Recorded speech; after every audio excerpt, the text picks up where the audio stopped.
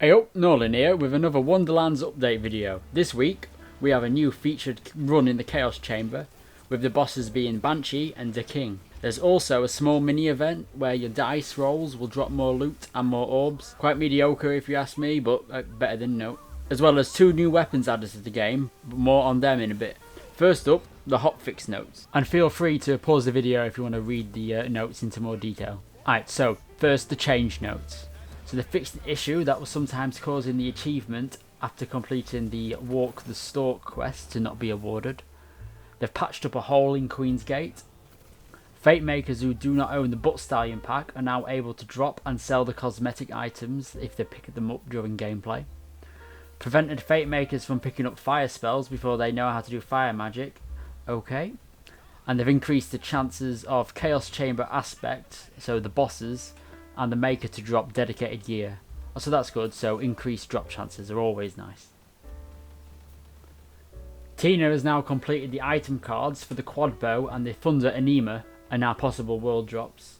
These are the 2 new weapons that were supposed to be in the game, but for some reason weren't dropping. I actually got these both these weapons when I completed this Chaos run in the video right now. They drop from the Assault Rifle Rabbit at the end, so if you want to go grab them, that's how you do it. They've also given all the customization drops a whole new look. So basically, before they used to be purple, but now they're yellow. That's pretty much it really. You can spot them a lot easier. Right. There's been a few spell adjustments as well. So Magic Barrage has been buffed across the board with increased damage and increased cooldowns to a lot of its different types. The Cloud Burst Arc Torrent spells have been buffed as well. So the Eruption spell increases the base damage from 20 to 24. Hydras now have an extra cooldown charge, an extra casting charge, so you now cast 2 of them at once. That'd be really good for any companion builds out there.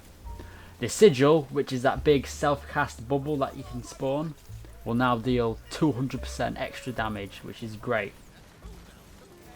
It's been a buff to all sniper rifles across the board by 20% to their damage, as well as the magic poison submachine guns. So that's that. You probably noticed it with a lot of guns in the game. There's like a ramp up, so it'll take a couple of seconds to achieve its proper damage. So they've just removed that from the game completely. So the guns will now deal their ramped up damage from the get go, which would be really good for pretty much the whole game, really. Right, so the changes to the legendary pistols.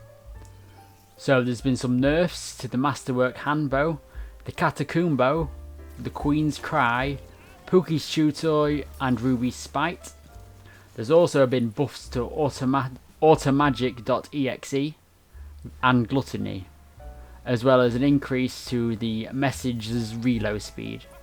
They've also addressed the issue with Liquid Cooling's damage scaling being calculated, so that's why it was the most meta gun in the game, because obviously it was clearly broken. So that should be fixed now, or fixed enough.